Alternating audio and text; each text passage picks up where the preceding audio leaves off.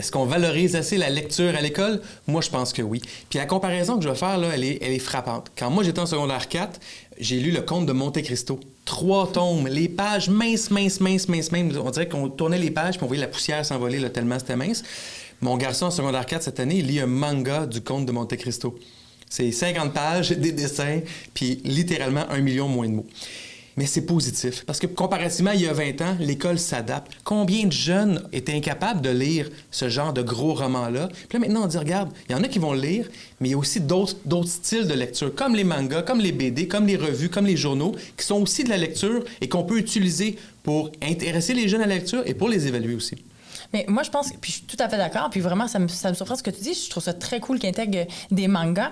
Moi, je l'ai peu vu, par contre, dans ma pratique auprès des écoles. Je trouve que c'est souvent des romans qui sont demandés en lecture aux élèves et que les élèves, quand ils viennent en clinique, on va parler des difficultés d'apprentissage ou des difficultés, ne serait-ce à l'école, ils vont dire « Ah, je t'ai de lire un livre ». Pour eux, aimer lire, c'est aimer lire un roman.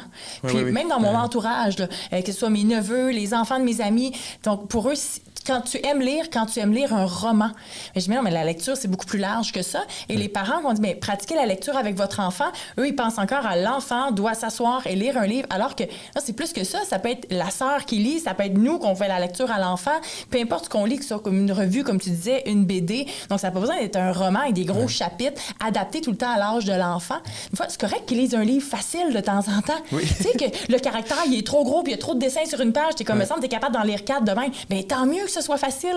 Je veux dire, arrêtons de constamment vouloir les faire progresser en lecture en leur offrant des niveaux difficiles de lecture. Puis en même temps, je vais me contredire, moi, j'ai lu Le Comte de Monte Cristo, 3 gros tomes, ça nous a pris l'année au complet de lire.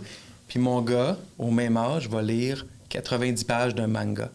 La capacité de lecture n'est pas la même. Mais tu vois l'intérêt qui est là aussi. Ce qu'on demande n'est pas le même. Non, mais ce qu'on demande à nos jeunes d'aujourd'hui, est-ce que c'est assez élevé comme attente ou est-ce qu'on a réduit les attentes en lecture? Puis la question me tiraille un peu parce que quand je vois ça, je me dis, OK, bien, c'est le fun, c'est un manga, c'est dynamique. Puis en même temps, je dis, moi, j'ai lu 3 gros tomes, là. Fait que est-ce qu'on en demande assez à nos jeunes? Parce que valoriser, tu as raison, tu sais, ça peut être de lire le guide de l'auto. Mais ça, c'est comment on valorise la lecture. Comment on valorise, puis dans le but de quoi? Puis j'ai le goût de dire aussi, l'adulte moyen, en 2025, ne lit plus.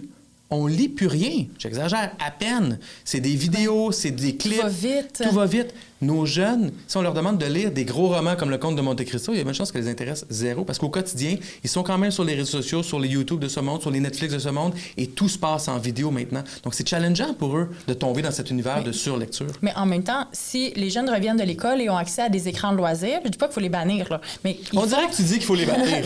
Non, je dis qu'on doit bien les utiliser parce que si l'enfant il est sur TikTok puis que ça booste son niveau de dopamine, puis après tous ses comportements sont orientés vers la recherche de plaisir parce que la dopamine, ça donne du renforcement sans délai ni effort. Imagine ça, là, du plaisir sans délai ni effort. Il n'y a rien dans la vie qui te donne ça. Surtout pas lire. Je veux dire, ça demande, ça demande de la persévérance, ça demande de la patience. Donc, si tu fais du TikTok, puis après, on te demande de lire un livre pour t'apaiser dans ton lit, ça se peut que tes idées spinent un peu pour que ton hamster se fait aller. Là. Donc, tu n'es complètement pas dans ta lecture. Donc, tu dis, tu sais quoi, moi, j'aime juste pas lire.